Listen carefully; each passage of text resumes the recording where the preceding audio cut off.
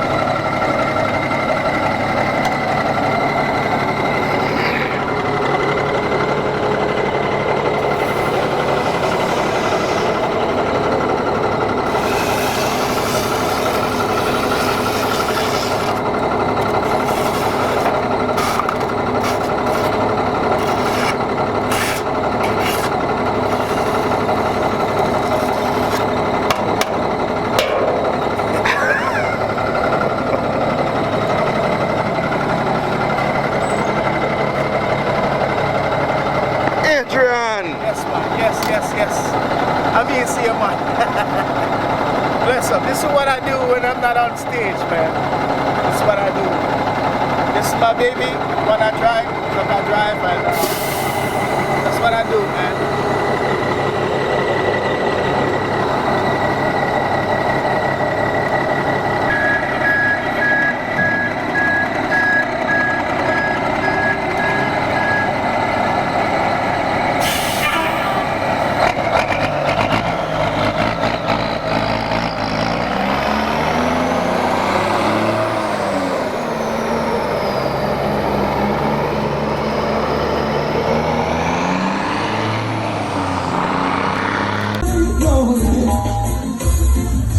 Wrapped up in sin, no hope was left for me. The sacrifice he made has set me free. Now I have a hope that makes me not ashamed. Blessings and honor and glory divine. One and only Adrian Cunningham here. Well, it's been... Pandemic not treat me at all. Pandemic not treat me at all. It's me there with my mask and everything, but it's been a journey. Not tell a lie. It's been a real journey. As you know, anyone that has been linked to the music industry right now will understand that you know, pandemic really have everything on lock. It's not only gospel music that's suffering, but every kind of music, every kind of performer, every kind of artist right now really suffer because, you know, where you make your real bread is off performance, and in terms of gospel, you say ministry, in terms of ministry, and so promoters would, you know, invite people out, they pay a price to come in, and you know, we minister to them and them leave blessed, leave feeling better than they came in. And so now, because you can't gather in any any portion, can't gather in any crowd.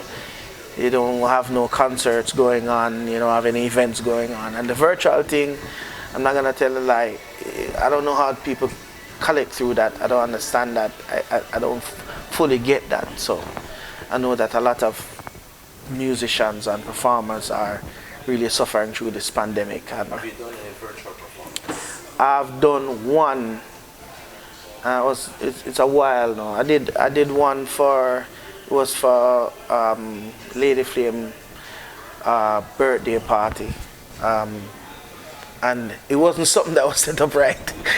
Honestly, I sat in front of the computer and I just sing to the computer. I didn't totally understand what I was doing at that time, so I don't know how it sounds. I don't know who watched. You're a man that is very active on stage, so how did you feel about that? I felt like somebody tied me up with some chain and me have to sit down in one place. It's uncomfortable, because I like to move around. I like to engage with the people who are ministering to. I like to, there's a connection when you have, when you're on stage. There's this electricity, there's this energy, there's this something that drives you. And to be sitting down looking at a phone or a computer, there's no drive. There's no, you have to fake it. And I'm not very good at faking things, you know what I'm saying? It has to be there or not there, and it really wasn't there. Based on the feedback I got from the one little virtual thing, a lot of people was telling me more, and they wanted more and whatever, but I didn't even know. And the other thing is, you have to also remember that people really don't see me a lot on Facebook. They don't really see me a lot. I don't post a lot of things on social media. I don't walk. Well, you see, there are some people who have the gift of walking around and talking to a camera, and that's not me. You know what I mean? It's hard for me to do that. It might be something I have to get used to until this pandemic thing is under control, but I'm not used to it yet. So, what has Minister Cunningham been up to during the pandemic? Well, working on some songs, and also my son Jonathan, actually, over there, so he's producing, and he's learning to produce music, and so the next album that I'm releasing will have a few songs that he produced. As a matter of fact, I'm looking to release 3 songs that he produced. They're already written. He's working on a couple of them. One called My Life Is Yours. The other one called I'm Moving to Another Level. And there's another one, it slipped me right now, but that we're working on. One of them is a reggae, and the other 2 are more like a ballad, more of a soft type music and things. So he's actually learning, and he's doing pretty good. He plays the drum. That's what he normally specializes in. And then now that he's learned the keyboard, he's getting better and better putting music together. And so we're corresponding with a couple of other producers, and getting their feedbacks on some of the production that he does. So open and praying. Yeah, things in the mix, I'm saying, working. You notice we kind of saw this in the reverse. We jumped to the pandemic, but we still do not know who is Minister Cunningham. Yeah, but before I even get there, you asked me earlier on what am I doing during the pandemic. Yeah, so survival is the thing, bro. I'm not gonna lie. I drive a truck, you know what I mean? A lot of people don't know that. Yeah, the thing is, before music, I used to survive before music, and I said this to somebody a couple of days ago. I didn't go into music to become a millionaire. My ultimate goal for going into music was to bless people. And it might sound funny to a lot of people, because a lot of people go in it for their own reason. That's not why I went into music. I went into music because my prayer was to be able to When I sing, somebody is blessed, somebody is delivered, somebody is healed, somebody is set free, somebody will cry out, here is water, what doth hinder me to be baptized? You know, that's the reason, that's my prayer, and that's the reason why I went into music. And so therefore, when I step out there and I started singing, I sang with that conviction, I sang with that emotion, that drive, that anointing. People would understand through, that's how I sing. But that's, music is not really... So who was Minister Cunningham before he went into music? I was, well, by different people. Before music, I was a truck driver. I was a salesman. Well, I sold internet service, internet and phone service. Prior to all of that, I know you was a man that was in television. Yes, and I was going back little by little, you know, man. Little by little. I don't reach so far yet. So, yeah, before I came to the United States, I was in the TV scene. I was a production specialist at CVM Television. And we used to direct newscasts. We used to do live broadcasts. We used to do, editing news, editing on stage. You know, a lot of people might know about on stage, the Winford William on stage. Yes, I was the main editor for that program, and when he was linked with CVM Television, I was the main editor for that program. So yeah, and I don't know if they still run, credits on the news, but a lot of times I hear people say that my name even going up on some of the newscasting, because we've been there. I was one of those who helped to build CVM TV, because we started when CVM TV was nothing. And with the team that we had at that time, we took it to a level where people were trusting us. When shatter fire certain places and CVM show up, people would open barricade and allow us to come in, because they thought that the other station was covering up stuff, but CVM have it wide open. They didn't have anything to hide. But yeah, man, I'm coming from those days, and before television. Yeah, give us a little bit about your upbringing, your community, where you're from. Well, I was born and raised in Kingston, and I grew up 3 different places. I can't call myself a Kingstonian. I can't call myself a countryman. I can't, because you see, what happened is, when you say you're a countryman, it means that you're born and raised in country, and I can't say I am that, because I grew up some of my years with my grandmother, and I grew some of my years in Kingston, and I grew some of my years but I don't know if you call it. They called Kitsentown St. Catherine.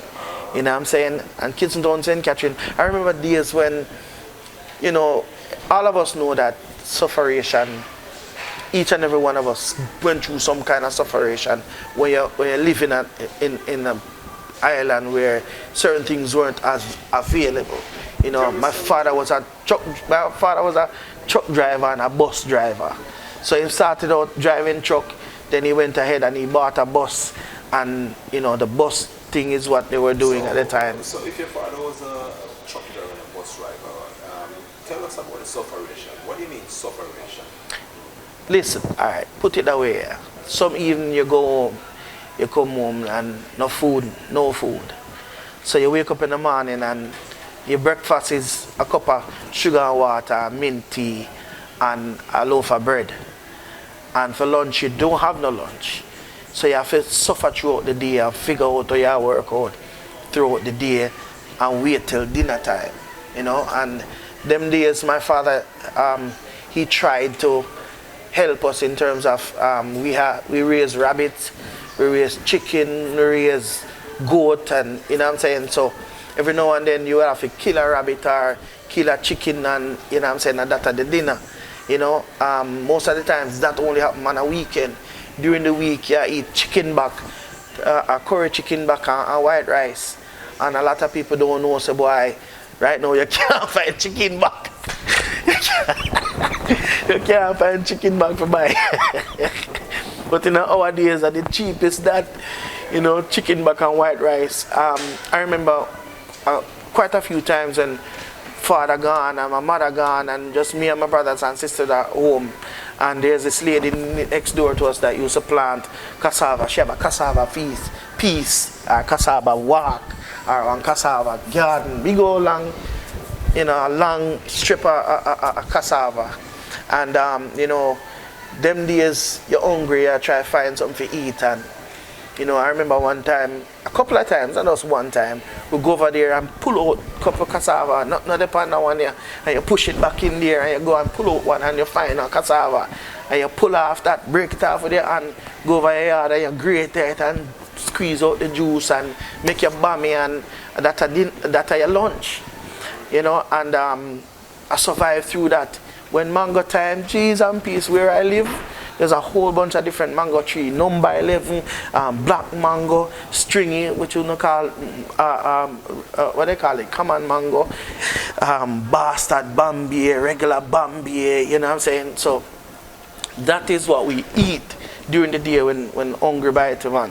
Jump cross people place and go and pick mango, and so we survive. So you mentioned siblings. How many siblings? I have 4 brothers and 5 sisters. Enough of here. I only with me come number 6 in the row. So I have four siblings that are younger than I am. 1 brother and 3 sisters younger than me. And you know, when hard time liquid, he asked, you know, where we grew up. When hard time liquid, what they used to do is they used to send some to different places. Send me and a couple of my brother and sister go stay with my grandmother. Send a couple of my brother and sister go stay with my other side of grandmother. Or they send them go stay with my auntie or some. So, you know what I mean, it was kind of like that. It's a matter of survival. In those days, you know, it was so tough that you wonder sometimes if you're going to survive, if you're going to live to see the next day, because food short, when the food share out, you chew up the bone. You understand? You chew bone because you don't know when you're going to see them kind of food again, you know what I mean? And it was rough days. It was rough days. But we survived them days. That was Kitson Town. Kitson Town. What about Kingston? We're in Kingston. Kingston now. I left Kitson Town with my mom after some little things that happened with my father and thing, and I left and I went to a place called Seaview Gardens. Seaview Garden little rough, but I was growing up in the sense that, you know, certain things I already experienced at Kitson Town. So, you know, the hunger and all them things, they made kind of used to it. You know, when I went to live with my mom in Seaview Gardens, it was kind of different, you know, and the whole atmosphere changed. You know, for the first couple of years it was okay because, you know, you run go to Nana, you buy 2 pound of chicken back and the 2 pound of chicken back and pound of rice, we share for the 4 away. That was who was living with my mom at that time. And you know, so we survived during that time. But then things change and Seaview Garden get rough. You know what I mean? Where you get to a point where a man a jump across your fence with gun and you have to dive and hide, because I remember a couple of times that I just started working and I was coming home. You know, that years after I left school, and I was coming home in the evening, get a taxi, and I come home one evening and I walk down my little Seaview Garden lane, and I look around, I see nobody on the road. You know what I'm saying? Sun is shining and nobody on the road, and I wonder, what go on? Time I don't know say war go on at Seaview Garden. I don't know say shut a fire and people are dive cross fence and all them things. And all of a sudden me see a lady just step out and see me and start call me, and I start slowly I walk to her. As soon as we get to her little grill, man, she grab me and draw me in and lock the grill, and I'm like, what's up with this? You know what's going on? She said, war go on. You know what I'm saying? And you know, so every Friday, Saturday and Sunday, dance. Them have dance. Friday night, Saturday night, Sunday night, them have dance. And because I live close to the center of a little block, sometimes them set up them jukeboxes, so my window vibrate for the whole night till 2 o'clock, 3 o'clock, 4 o'clock a morning time. So you don't get no sleep, you know what I mean? Apart from that, every now and then, police used to terrorize our area. Every minute them have raid. I'm saying raid, I mean, when you look whole heap of soda chuck and them just a creep off man off of the road. You know?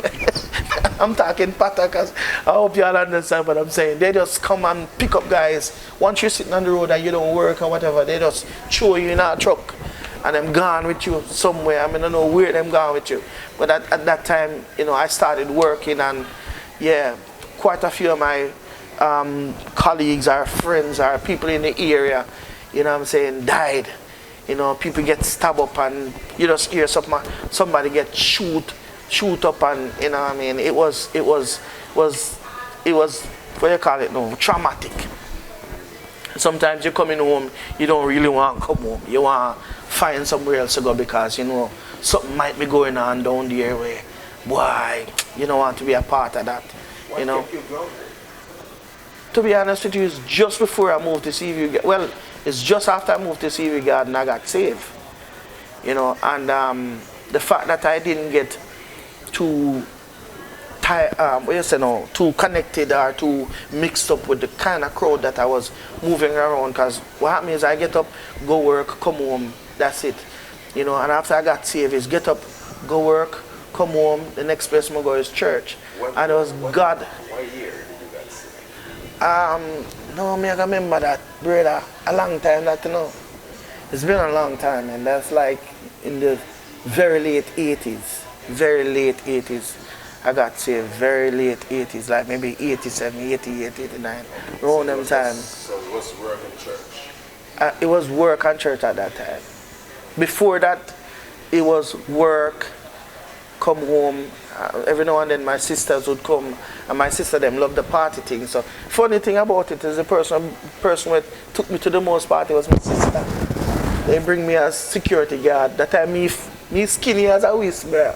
I'm skinny, but the truth is because they don't want to go away with some dude and they don't want somebody mess with them and whatever. I'm just there because to be there, you know, to be an annoyance so that nobody would mess with them. Because I couldn't fire a shot because I never had no gun, you know, so I was just there as an annoyance. So yeah, Seaview Garden was really an experience.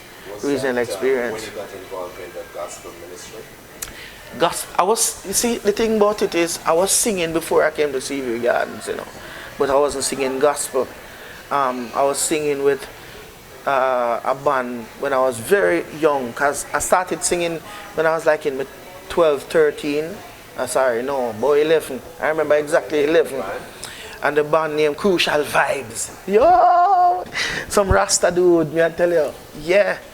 And like every weekend we would have rehearsal, and they'll come pick me up at my mom's house. I live in a Kitson Town, and them carry me go Mandeville, and we'd stay at some place, you know, some old house, bro, and we did there, and them and them would smoke them weed. And I didn't get caught up in the weed smoking and thing, but they would smoke them weed, and they would, you know, catch a vibes according to them, and we'll rehearse. And you know, them guys never eat salt, so the food that them cook, you know, to me was fresh. But they used to do some little, I tell you, some little mixture, man. Let me tell you, yeah, some things when I look upon, I'm like, is what that, you know?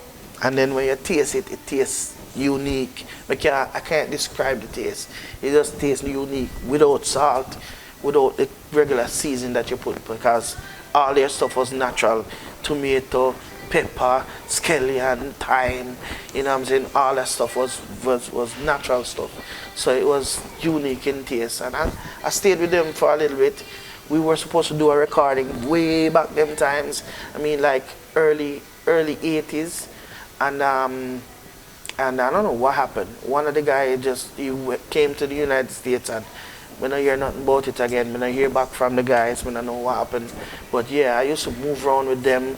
We went on a couple of hotel tours where we were singing, and you know what I'm saying, never got paid for that, because for me it was just a way to be away from all the rubbish, you know what I'm saying, and it was good for me at that time. So from Crucial Vibe you got into the gospel music?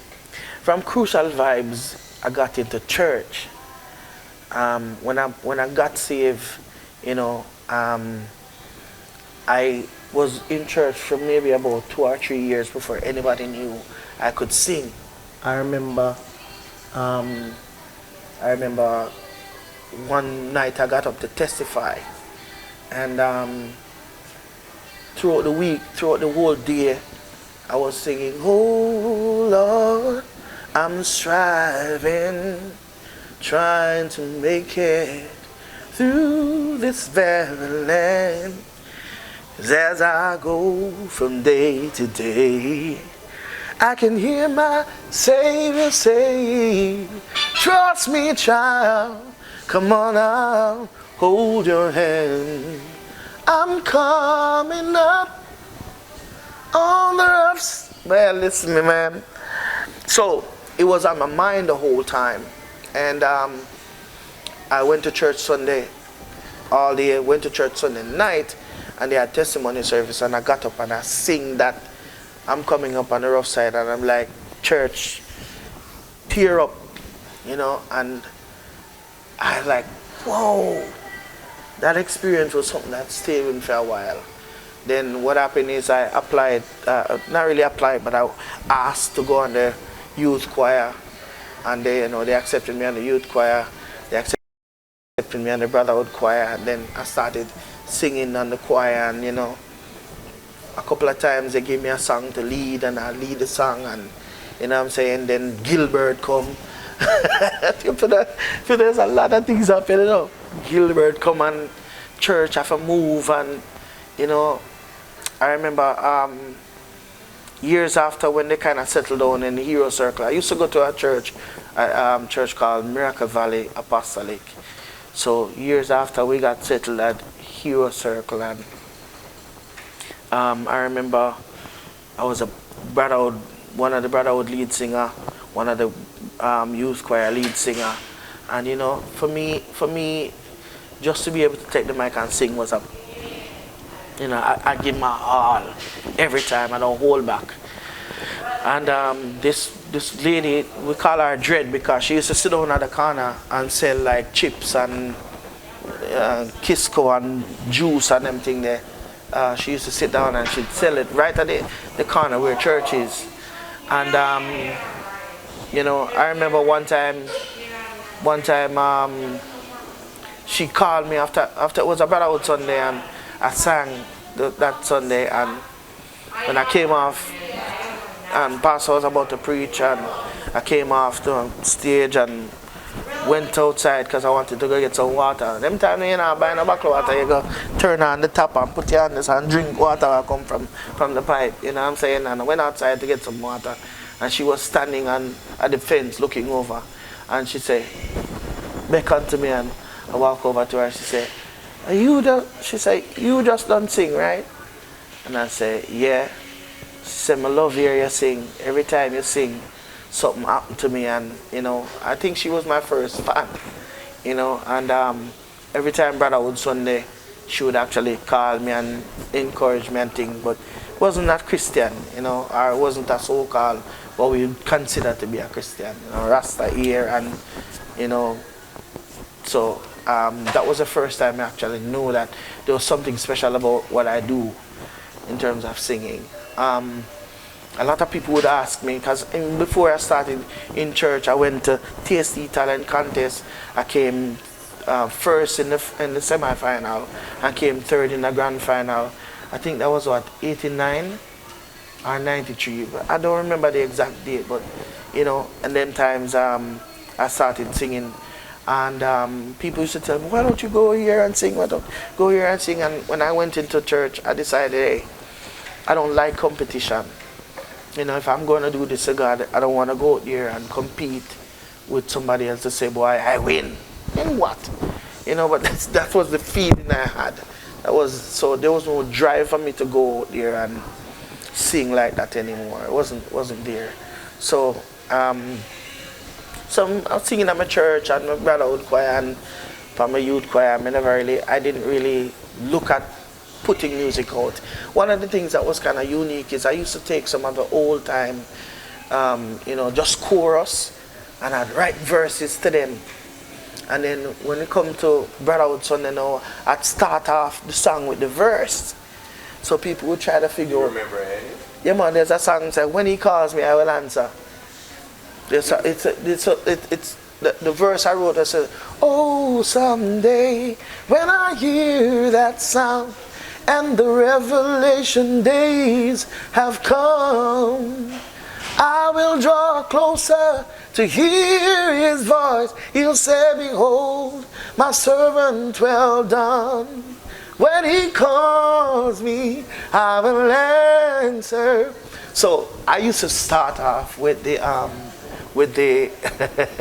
would start off with the verse I wrote. So people was like, which song that? You know, it kind of threw them off.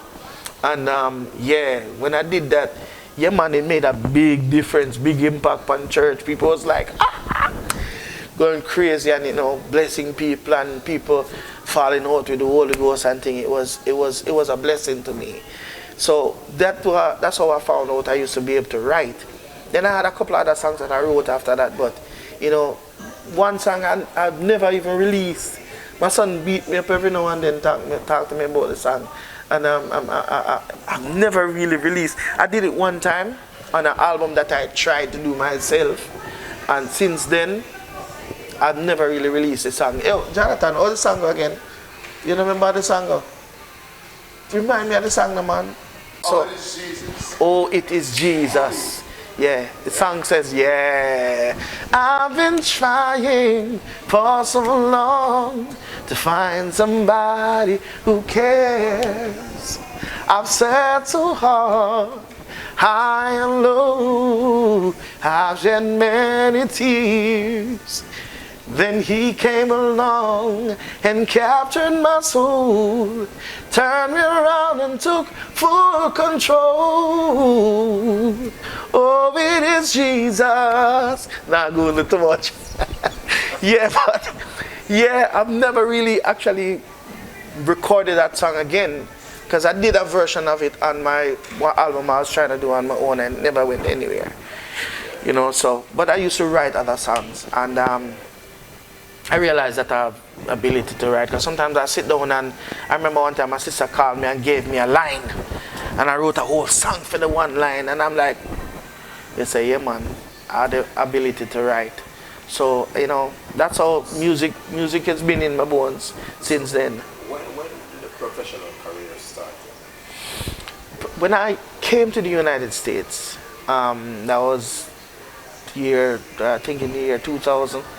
I came to the United States, and I was, you know, we were searching for a church to worship, and found a church, and we were worshiping at the church and things, but I didn't get become a part of their choir or anything else like that. Every now and then they might ask me to sing, and I'd refuse. I didn't wanna touch the mic.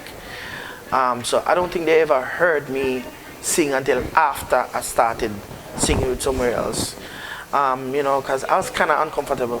One of the things you realize is when you leave out of a certain church and you come to the United States, it's kind of a culture shock. Certain things where you come in and you see, and you know, when you come to Jamaica, certain things preach against, you're not supposed to this and you're not supposed to that, and you know what I mean? And you come to the United States and everywhere you turn, the stuff that was preached against in Jamaica, it's in the church. So, you know, you're kind of unsettled, you're uneasy, you're not very, very comfortable in the environment, because you're indoctrinated to look down at certain things, you know. I don't make a comment as to whether or not it's right or wrong, because at this point in time, I realize that God has a way of dealing with people. So sometimes when we take up things on our own head, we are carry God's burden. We don't need to do that. God ain't big enough to carry everybody's burden. Why me I must carry for him more? You know what I'm saying? So I leave that alone. But it was kind of a culture shock for me. So when I started at that church, I couldn't get comfortable, because, you know, you just come, the things that you think was wrong, you see it on the choir, on the music show, everywhere you see everybody looking different, and it was not very easy for me to, you know, incorporate or, you know, to adjust to that. So it made a big difference. the professional career, I don't even call it a professional career. I call it the time when I really started ministering out there. A friend of mine, I used to work with this guy who did the roof, you know, and he also preaches. He's a minister and preach and him the roof. I made him a work and you know, out in the sun here, listen, if you never you know about roof work, listen, Virgin, you buy a gallon of water and before midday done. Yeah. I drink water until when I pee, it white like the water I drink, and you're still dehydrated. You know, I remember he knew somebody who had a concert going on, and him tell the guy that me can sing. You know, and I went there. That's how it really start. I went there, and the guy said to me, "Say, all right, I want you to do praise and worship service to me." I said, all right, no problem. Never have a problem with it them time. And I gave me the mic and went to the concert the night, and you know, I started singing. And the musician, I mean, I can't. The person who had the event is a guy called Derek Douglas. If you don't know him, the guy that he has the he had a big hit songs. When the devil said no, Jesus says yes. Yeah, that's that guy. So yeah, man, for me, you know, I said, oh, Derek Douglas. Everybody to me, you know, a superstar, because I was just another person. And I went there and I started singing.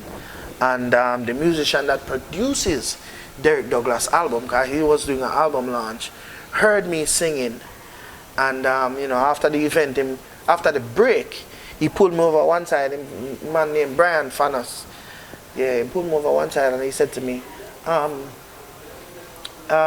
you have any music out there? And I'm like, nah. He said, I thought you were one of the invited guest singers. And I'm like, no, man, no, I'm just. And he's like, listen, I'd love to work with you, man, because you have an anointing in your voice. He said, you're special. You're different from everyone that I've ever heard. Your style, your sound, it's different. And I'd love to work with you.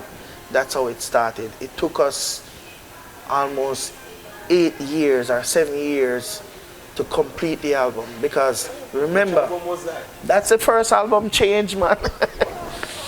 Because what happened is, remember, I didn't know that I have to pay money for all them things, you know.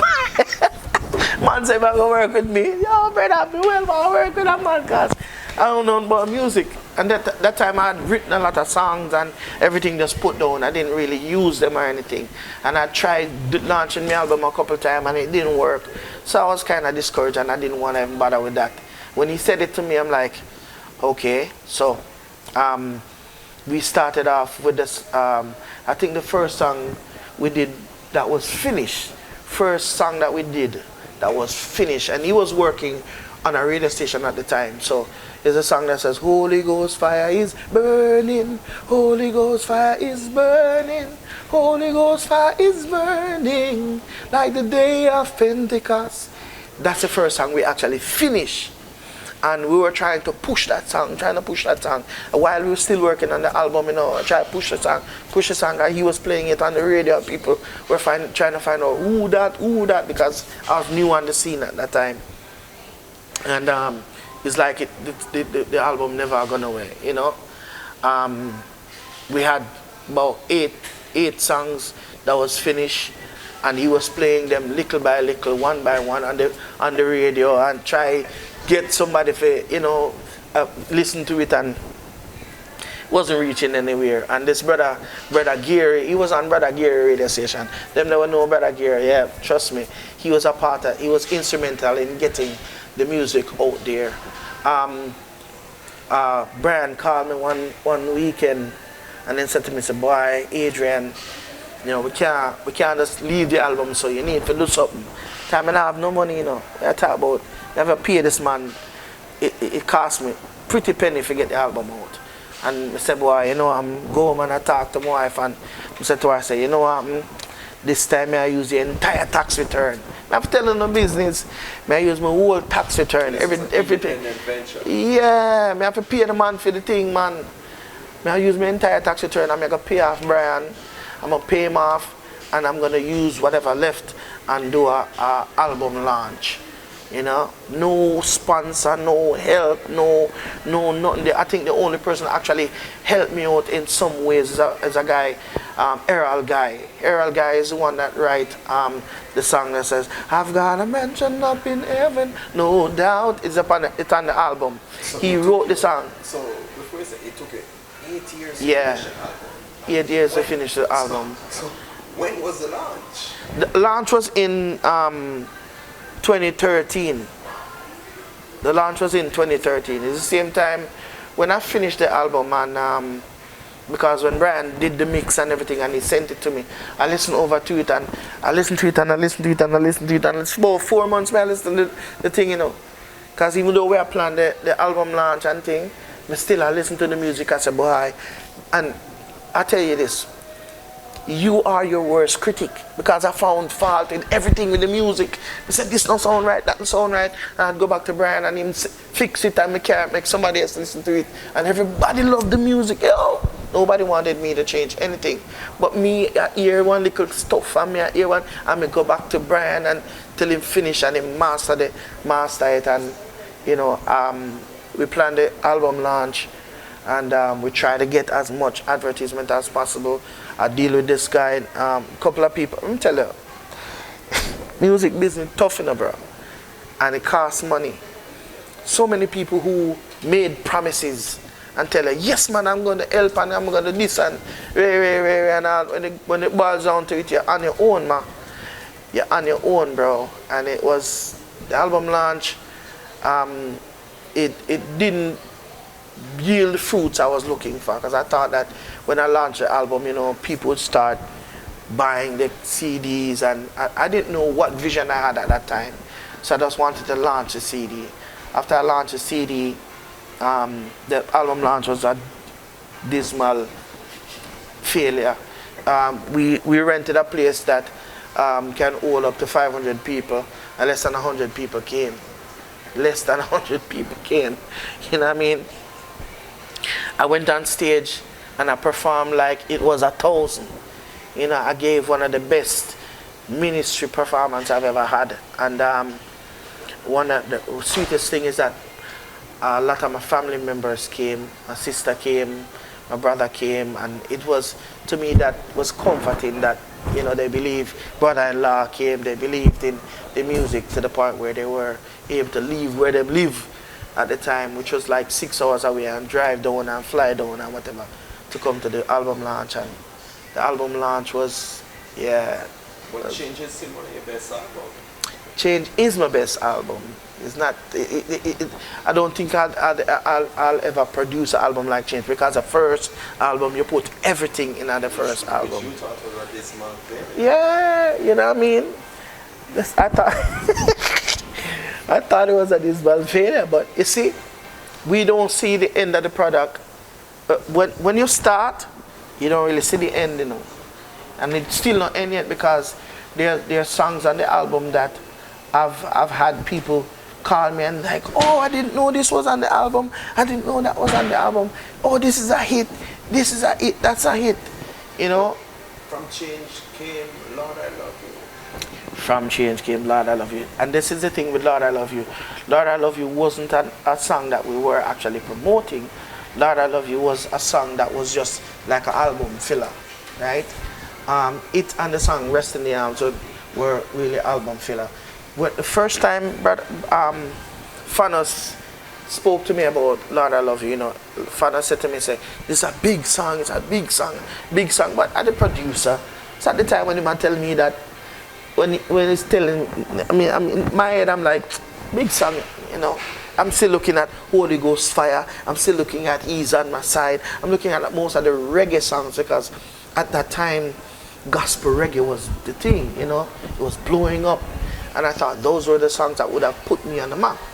I was at church one Sunday, and church sister named Sister Karen, I don't know how I remember all these details. Church sister named Sister Karen come, and she said, do you know Brother Gear? And I say, yeah, I spoke to him one time. We never had a proper introduction. I never had a good rapport at the time. And she came to me and she said, there's a song on your album, because she bought the album. She said, there's a song on your album that I played and I cried. And I'm like, which song is that?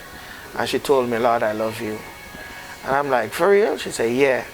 So she said, I'm going to call the radio station and request that song.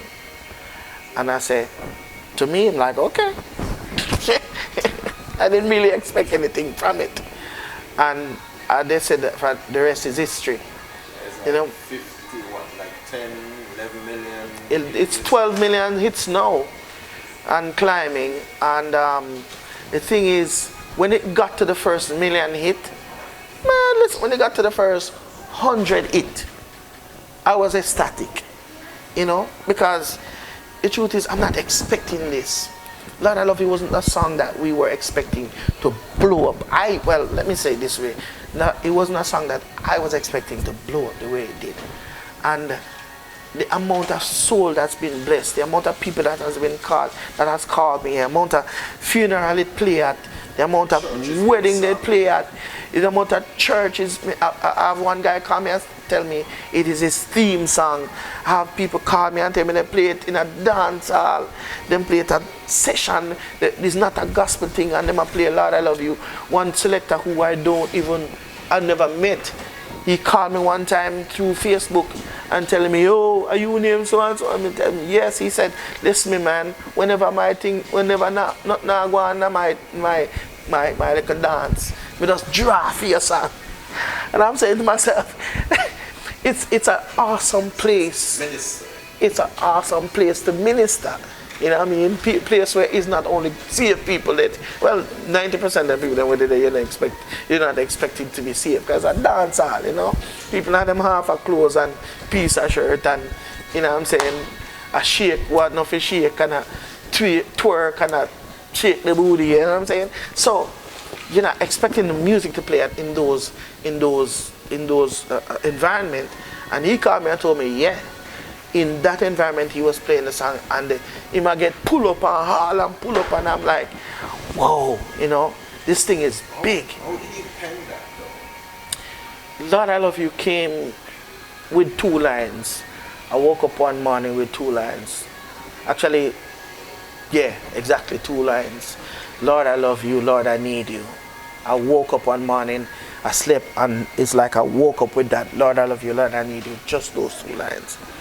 And I went, that time I was living in Miami, and I have a little piece of keyboard, and I can hold 2 cards. You know, any musician will tell you right now that Lord I Love You is a 3-chord progression. And I can hold 3 cards. The 3 cards, they are only 3 cards me, you know. You know what I mean? And I sat down and I was playing it on the keyboard. Lord I Love You had a whole heap of verse in a man. It had a whole heap of verse. If you listen to Lord I Love You, you realize it's after verse 4, Lord I Love You coming in. There's enough verse upon the song. And it had more verse than that. Yes, people sat down and listened to until you get to Lord I Love You. And the last verse was like, now I see I got the victory. Man, it was awesome. That's how I wrote it. I sat down and started meditating and thinking about what I've been through as a child of God, and how I got to where I am, and how God saved me, and the people who walk away and left me, people who cussed me off and called me. When I went in the church, I had one person who said to me, he might give me 2 weeks.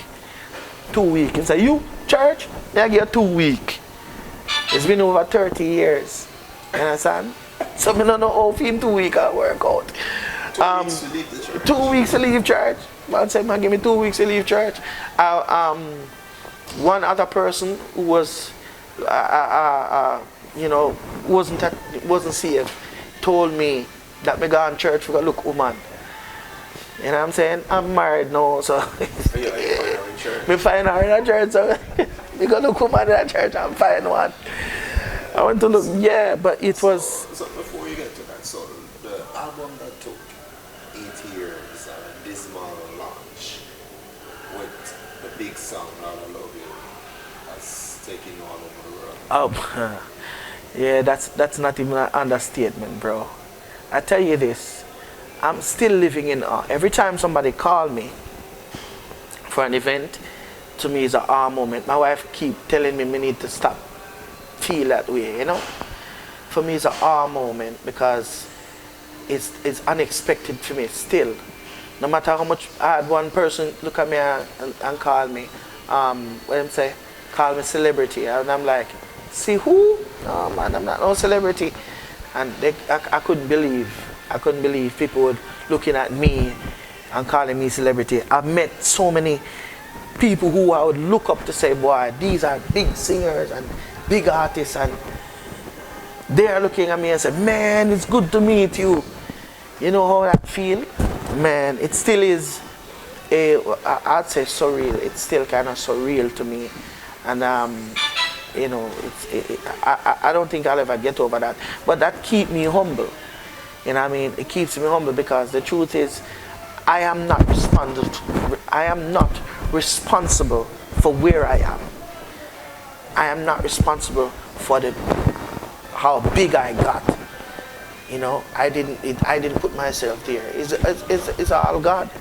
It's all God. So for that reason, I mean, it keeps me humble. Keep me humble and keep me thinking, you know, I need to stay close to God, because if it hadn't been for Him, I wouldn't be where I am. I've been to UK a couple of times. I've been to Canada a few times. I've been to almost every small island you can think of. I've been to a place called Guam. I know a lot of people here might not know where that is, but it's somewhere in some place. It's 14 hours ahead of where I live. I took almost a week to get accustomed to the time zone there, because when you move out of one time zone to another time zone, your body still thinks that you're in the time zone that you're used to. So I remember one night when I got to go on the first night and I fell asleep. I fell asleep after 7 in the evening. I woke up 10 o'clock. I couldn't go back to sleep. My body keep telling me it's day. When you look outside, dark night. I couldn't go back to sleep. It took me a while to actually adjust. But yeah, Guam, I've been to Curacao, I've been to Aruba, I've been to, man, I can't remember. Some places I don't remember. You know what I mean? I've been all over because of Lord I Love You. Because of the song that I thought was not going anywhere and will never do anything. Because of Lord I Love You. And I mean, I have to give God thanks, because He chose the song that I thought would never do nothing and do something with it. You know what I mean?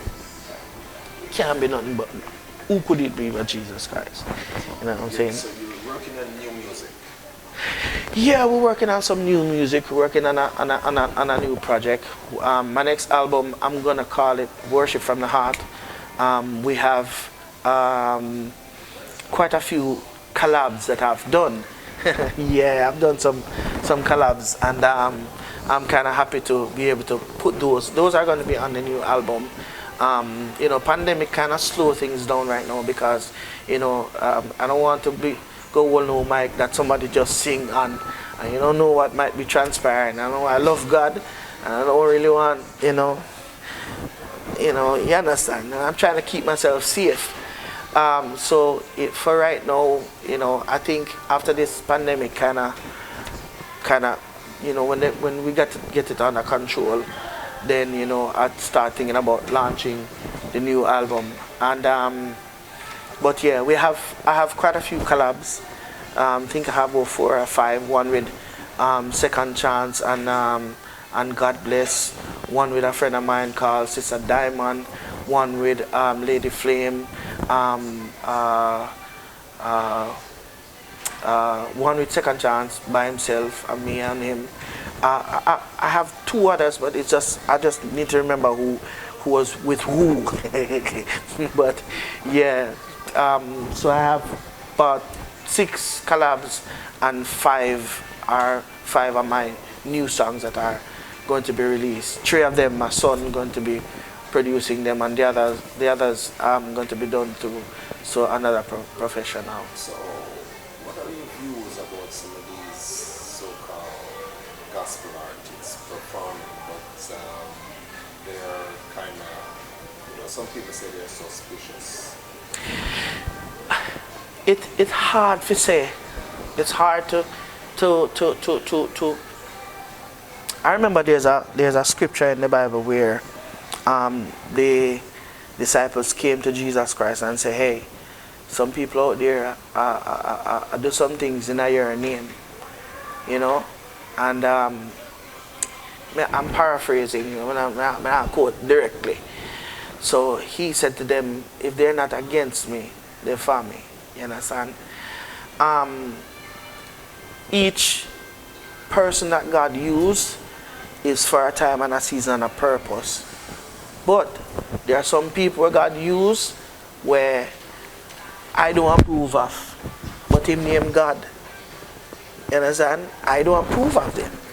I can't tell you who. Because if I say that now, y'all would start Facebook me and Instagram me and Twitter me. But I might not approve. But my song and my style and my ability reach a certain type of people. And sometimes God use who he needs to use to reach the people where me can't reach. So I can't knock them. There are some songs and some music out there when I listen to it, I close one eye and go so. But, you know, you're up on radio station, people call and request it. And in my head I'm like, that sounds stupid. That's ridiculous. But people are calling and requesting it. So that means that touched them at a level that my music don't touch them. You understand? So God uses his own ways and his own means to get things done. As again I say, some people I don't approve of. I don't like.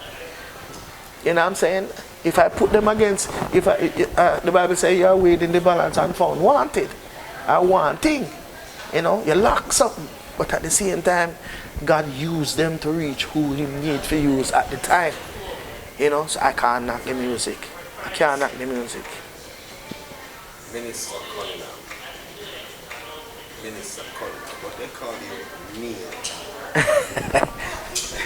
Neil is a pet name, you know. Neil is a pet name because I'll tell you something. Based on what you call me, I can tell how you know, how good you know me, or where you know me from. So a lot of people don't even realize that when you say Adrian, you connect mentally you connect me to somewhere. You know, when you say, any other name, any other way you want to call me, Neil, or if you call me, there are other names out there, but not really, not really release. But the truth is, based on what you call me, I will know there's a connection between what you call me and how I respond to you. It's always going to be a little different. So Neil is a pet name from a kid, from as a child, and only certain people know me as that. You know. You spoke about finding a woman in church. How was the married life? Well, Ewa, no virgin, I tell you the truth, say, after 25 years, yeah, she could have left me enough time. She had 25 years to rather leave me. Might sound funny, but listen, she had 25 years to leave me, and if she's still with me, it must be something, man. I think it was J.C. Lodge who say, it must be love, it must be love. I'm not go too far with that, so it must be love. And you know, I love my wife, man. Love my wife. Children? 3, Jacolia, my daughter. What you call it? I'm trying to find a word for describe her. When she was born, and this gonna take like 30 seconds, the doctor, when she came out and realized it was a girl, the doctor said, high maintenance. And trust me, high maintenance. So that's my daughter. She's about 10 now, going on 11. And I have a middle child called Jaden. He's 14 going on 15. And we have a big boy with taller than me. I don't know him get so much man treachery gone so over 6 feet and me a 5'1". Me a 5'7", 5'6", somewhere around there so me there. And him treachery gone, me don't know. But you know, my great grandfather was tall. So you know, him get that in the genes. Me never get it in the cardi, but him get it in the genes, you know. So yeah, 3 kids. Yeah, so you balance the family? It's not easy, because my son, my middle son, don't like when I leave. Before the pandemic, I used to go leave at least, I say every 2 months, I'd be flying out somewhere, before the pandemic. And he didn't like, he always like, Daddy, why are you going? And at that time, music was what was keeping me afloat, and I had to tell him, hey, listen, you like pizza and burger and stuff, so I have to feed you. And you like on your tablet or your Game Boy, I have to pay the light bill, They don't understand the concept, because for them everything is free. When they go in the bathroom, they turn on the water and him sing until about half an hour. They don't realize that the water, I have to pay for it, and they'll leave the TV on the whole day, go outside and leave the back door wide open. They don't understand I have to pay for it. But, for him, he didn't like when I was leaving every minute. 2, 3, 4 days, sometimes 2, 3, 4 weeks, I'd be gone, and he didn't like that. It's not an easy balance, but when you're called to do something, the wife understands and the kids learn to adjust. It's not easy. In terms of you ministering and from being in this so long, what are some encouragements you would have to young singers? First thing I'm going to say is, don't go in it to make money.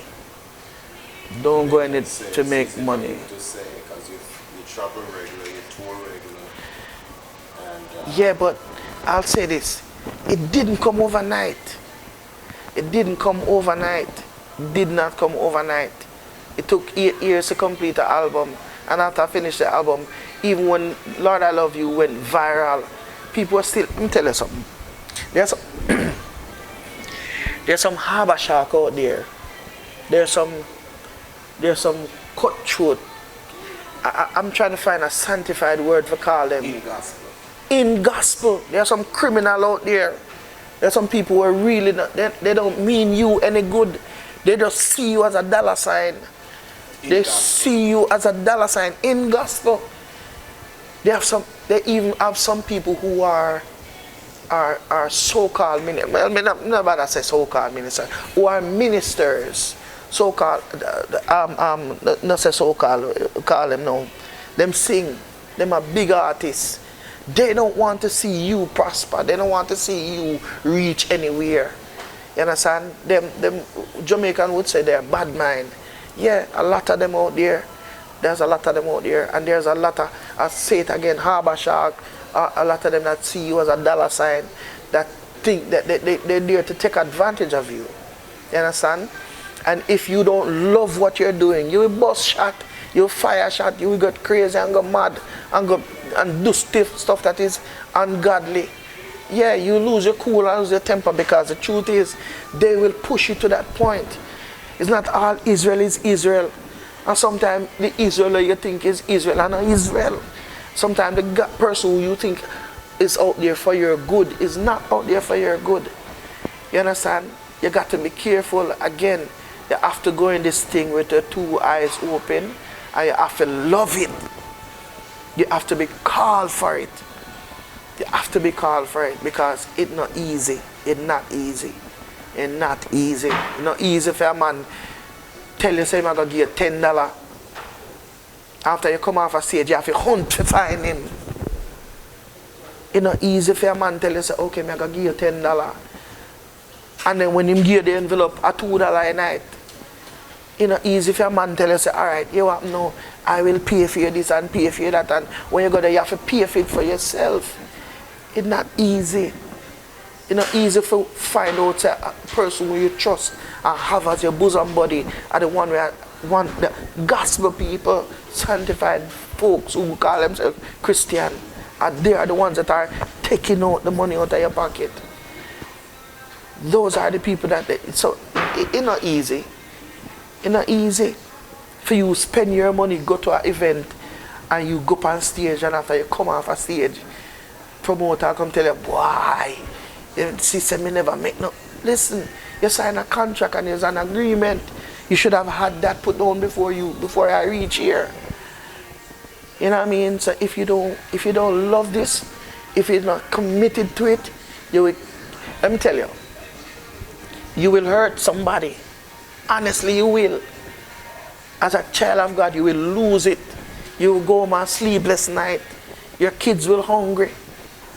You understand? You have to love this. You have to be called for this. It's not easy, bro. I have to borrow Buju Bantan and say, it's not an easy road. You see the glamour and the glitter and you think of better roads. It's not an easy road. Not an easy road. Yet still, you are pursuing. Because, you see, the love and the drive and the anointing. Let me tell you what keep me going a lot of times. I scan through and look on some of the comments and Lord, I love you. On YouTube, I scan through and look on some of the comments and rest in the arms. People call me and they will talk to me. I'll text me or send me Instagram and instant message on Facebook. And the fact that I'm reaching somebody, the fact that somebody said, boy, I was about to commit suicide and I hear your song. And, you know, boy, I'm alive today. Those are things that motivate me. Those are things that let me understand that what I'm doing is not about money. What I'm doing is not about fame. It's about reaching people. It's about changing life. It's about saving somebody. You know, it's not easy, man. Not easy. Adrian Cunningham. me and the advertisement and the plug not really too easy now, but yeah, man, I have a universal ways through Facebook. You know, Instagram, I mean, instant message me, or you can go to call my phone number. I have a phone number. I'm an open book. So 954-639-1178. 954-639-1178. That's my personal cell phone. Hey, listen, don't call me after midnight, you know. But call me on 10 o'clock a morning. 10 o'clock at night. I sleep too. I have to sleep like everybody else. I have to sleep like everybody else. But yeah, man, I'm available. I'm just another thing I want to say to people who are coming up in the business. You know, apart from loving it, apart from the fact that you have to be dedicated to it, you have to expect the unexpected. I mean, I explain that quickly. Expect that a man is going to cheat you. Expect that a man is going to tell you one thing and do something completely different. Expect that. You understand? Because if you go in there with the expectation that everything is going to be above board, you're going to be really, really surprised. And if you expect it, it make the blow softer on you. It make it a little easier on you because you kind of mentally prepare for it. Expect it, bro. Believe me. The people who you think will stand with you will run the left you. You know, so just expect it. Any final thoughts? Final thoughts, trust God. Trust God. It sound like a cliche. It sound like it's a thing where everybody would tell you. Trust God. The experience I've had with Lord, I love you cannot be something that it is never or will never be something that I can say I expected. But God, there are things that I've gone through and people that were in my life for a purpose and for a reason. And if I didn't trust God, trust me, I would have hurt some people. I would have done some things that was not according to the will of God. I have to depend on God. There are places you go and people you will meet and God opens door that He wants it. My prayer is that God will open door He wants me to go through. I don't want Him open. No, that every other door is locked, every other door that is closed, I don't want Him to open it if He don't want me to go through it. Because an open door is an invitation. So Just trust God. And the doors that are open, or make your prayer be that God open doors that you want me to enter. Yeah, man. Bless up. Run the track.